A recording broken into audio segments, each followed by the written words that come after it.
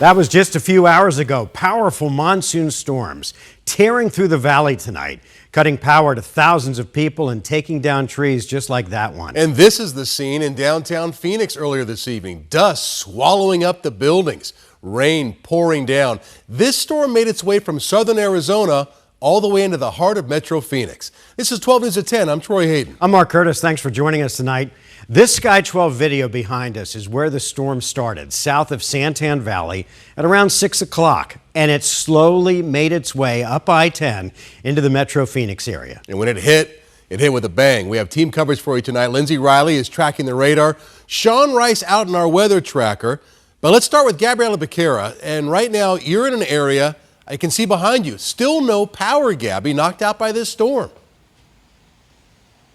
That's right, Troy. This neighborhood has been in the dark and without power now for several hours. You can see why behind me. This power line collapsed during the storm, and we can see that wire hanging down there into the road and through a puddle of water. Those Phoenix police officers have been blocking the road here, trying to make sure situations like this, keeping people from driving through this area and driving over that wire. People living here tell me strong winds and heavy rain blew through here around 6:30 and 7 o'clock tonight. One woman tells me the winds were so strong it caused those wires to touch, and that's what sparked the outage. She has video of the small explosion. Take a listen. Well, we were inside the house. We heard a lot of thunderstorm, and we heard an explosion in the back of our house, and we came out, and all the transformers just started blowing up one by one, and the cables. Tell me what you saw with these cables. They touched each other, and they made an explosion, and everybody lost power. And you could see those sparks flying off of those lines after that small explosion. That woman said she had been sitting on her porch in the rain tonight because it was cooler than sitting inside of her house, which she said was starting to get warm without the power. But we're tracking outages valley-wide. Right now, APS is reporting about 24 outages with nearly 4,500 customers affected. SRP is reporting outages affecting more than 10,000 customers, and most of those customers are expected to have their power restored by midnight. But back out here, this neighborhood is waiting very patiently to see when their power will get turned back on. We know crews are already out on the road starting to make those repairs. We saw one crew that was just down the road near 38th Street and McDowell working on some problem that happened over there.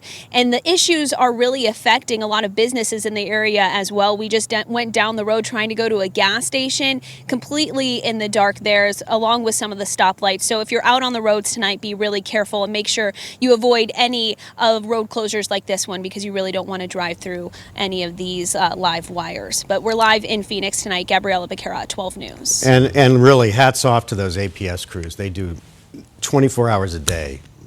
They're out there making it working happen. to get that power back on. And even though it says right now it's 84 degrees out there, I'm sure it's sticky, and those are people who have no AC. No now. AC, right? Yeah. Tough. All right, Gabby, nice job today. Thank you. Thank you, Gabby. Let's continue our coverage. We want to show you some video of the heavy rain this storm produced. This was near the Loop 202 and Higley Road. And the amazing thing about this is this was about an hour to an hour and a half after the storm first blew through. So that's how long it was raining in some parts of the valley, which you don't see that very often, especially in the summer. 12 News journalist Sean Rice has been tracking the storm. And Sean, it all started with you with a little dust storm south of the valley. And boy, did it work into a good-sized storm.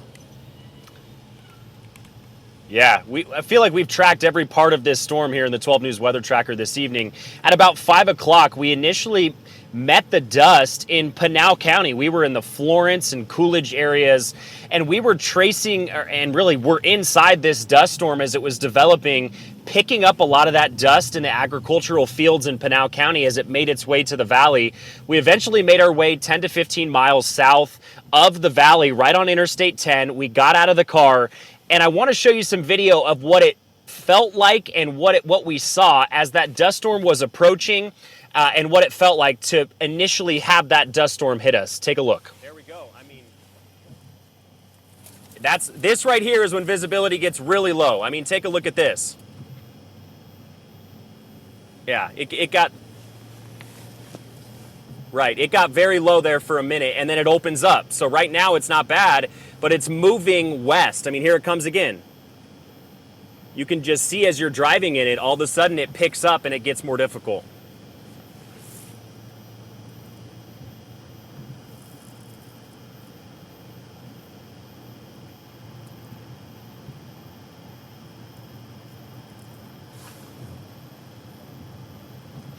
And so that was us driving on I-10. We followed that dust storm all the way into the valley. I would say it hit parts of Ahwatukee, Chandler, Gilbert areas at about 6:30 is when I would estimate. And then that was followed by some pretty significant rainfall. Where we traveled next was to 30th Street and Thomas here in Phoenix. And I want to show you some video of what a parking lot looked like at 8:30. There was so much rain accumulation in that area that we were actually able to step foot in a parking lot, a Fry's parking lot, water up above my ankles. Take a look at that video. Give me a second. I'll give you an idea of how deep this is. A little past my ankle at this point. Yeah, so what you're looking at here is video of me stepping foot in a parking lot where it was just completely ponded out. I mean, there was some flooding there, but it wasn't in any of the roadways, so people were still able to drive throughout that area, thankfully. So everybody tonight has taken it very slow through some very damp roadways. Some such fortunate rainfall. I mean, we've gone 105 days now without a trace of rainfall. So it was where I think we're just very fortunate to get the rainfall that we saw tonight. If we can come back out here live, I'll give you an idea of what the roads look like. We are at 7th Street and McDowell, just north of downtown Phoenix. Some very damp roadways, a little bit of a light drizzle, but it feels as though the majority of the rainfall has passed through the valley. We'll send it back to you guys. Sean, here's the important question. Were you able to get some dry socks? I still have the same socks on. I can't wait to get home and get some fresh ones. That's some soggy feet tonight. Yeah. Hey, taking one for the team, Sean. Appreciate it. Nice job. All right, good work thanks. out there. Well, today's storm caused big problems at Sky Harbor. This is video from our weather tracker that was parked just outside the airport fence. You can see how heavy the rain was coming down. There was lightning, which you may or may not see in this video. They had dust. Anyway, all of it together created cancellations. Right now, the FAA says flights headed to Phoenix are experiencing an average delay of an hour and a half. Yeah, so keep that in mind There's if you're expecting somebody. Yeah, you see the lightning right there. All right, Lindsay Riley, meteorologist, joins us now, and you were tracking this thing all the way through, and it was interesting because a lot of times these storms come in right to the valley and just kind of fall apart. Yeah. This one didn't, and it just kind of parked over parts of the valley. Yeah, it moved very slowly. Even the dust storm today, it was only moving at about 25 miles per hour. So everything was slow moving from the dust to the rain.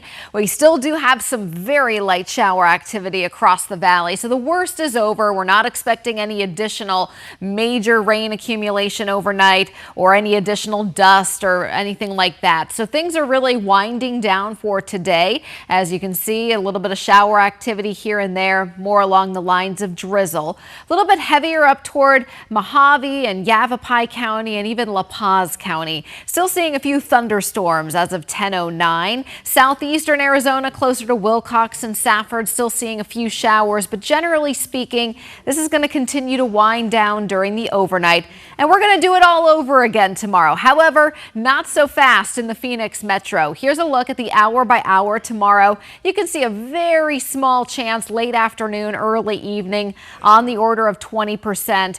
Pretty much the entire valley today did see some shower activity, and when that happens, it's hard to get 2 days in a row. The atmosphere is a little bit overworked. So we'll have another shot later in the week. Just a small chance tomorrow in the valley.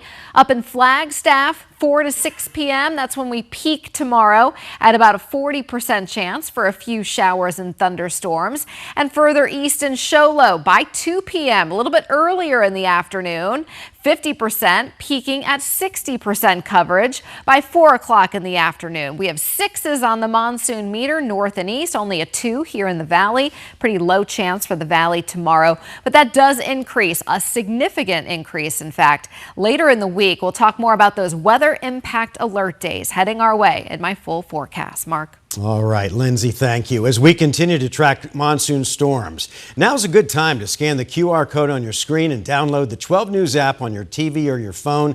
That's where you can find the latest forecasts and up-to-date information that streams 24 hours a day. All right, moving on now to immigration. A controversial part of Arizona's new border security law will take effect tomorrow, allowing state and local law enforcement to arrest people who are suspected of entering Arizona illegally. It's Prop 314, also known as the Secure the Border Act. It was approved by voters in 2024. 12 News journalist Maria Stobbs is here with a look at what we can expect. Maria? Mark, Troy, even though voters approved Prop 314 back in 2024, this part of the law was on hold until a similar immigration law in another state cleared a legal hurdle. Now, two civil rights groups are asking a federal judge to stop it before it takes effect. In Pinal, we have a saying, we like our streets like we like our water with a lot of ice. Pinal County Sheriff Ross Teeple says his deputies already work closely with federal immigration officials.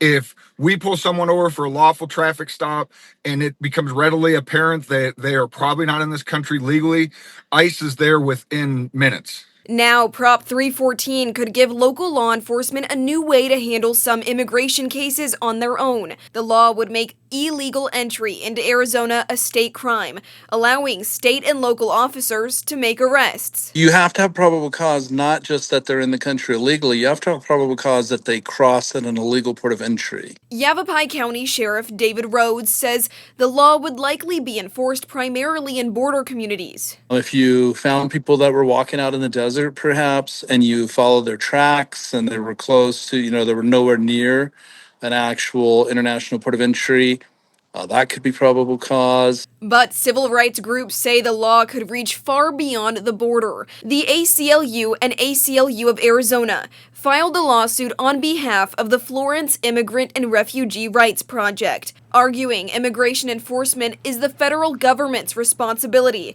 pointing to Arizona's controversial SB 1070, the so-called Show Me Your Papers law, which expanded the role of local law enforcement in immigration cases. The U.S. Supreme Court later struck down several key parts of that law. The ACLU argues Prop 314 goes further, giving state courts the power to order deportations. Rhodes says that was a necessary addition when it passed. We had seen millions of people come through the southwest border and through Arizona. The federal administration was just not lifting a finger. The groups say Prop 314 could lead to racial profiling, unlawful arrests, and detentions. Both Rhodes and Teeple disagree. Crime doesn't have a race. There's no place for it, for racial profiling. No, we will never accept or tolerate that. The ACLU is asking a federal judge to block the law, but unless a court steps in, Prop 314 is set to take effect Tuesday. Glad that we're finally getting it moving on it. Arizona Attorney General Chris Mays, who's named in the lawsuit, did not respond to a request for comment. Phoenix Police says its policy won't change as officers do not ask witnesses or victims immigration-related questions. Others, like Goodyear and Mesa Police, say they are reviewing the law and will follow legal guidance. Live in studio, I'm Maria Stobbs, 12 News. Maria, thanks. A judge today ruled in favor of Treasurer Kimberly Yee in a public records lawsuit involving education vouchers, ESAs. 12 News has sued the Treasurer's office to obtain line item transactions in the Empowerment Scholarship Program as part of our ongoing investigation into misuse of ESA funds. Yee had released these records in the past but stopped doing it. The judge found the information being sought did not constitute a public record of the Treasurer's office. The judge also ruled that it would be unduly burdensome to retrieve the records. Yee, in a statement, said, "This is a big win for children and their families, and I will continue to stand for the privacy rights of ESA children." A 21-year-old woman named Ariana Jones went on an online date and never came home, and now police say she was killed and buried out in the desert near Lake Pleasant. A suspect is in jail tonight. Detectives trying to piece together her final hours. Court records say Dominic Rodolico's cell phone pinged in a remote spot here near Lake Pleasant Parkway and the Carefree Highway 3 times on the day the woman disappeared. Investigators searched that area after Jones was reported missing and found a shallow grave with human remains. There were also other items, including Harkins souvenir cups. Rodolico is being held on a $2 million cash bond. We're nearly a week away from Election Day in Arizona, so we wanted to share some of the deadlines for the upcoming primary and then the general election. Tomorrow is the last day to mail back your ballot for the primary if you want to vote by mail next Tuesday. And looking ahead to the general this fall, the last day to register is October the 5th. If you plan to drop your ballot off or you want to vote in person, you can find your nearest location at beballotready.vote.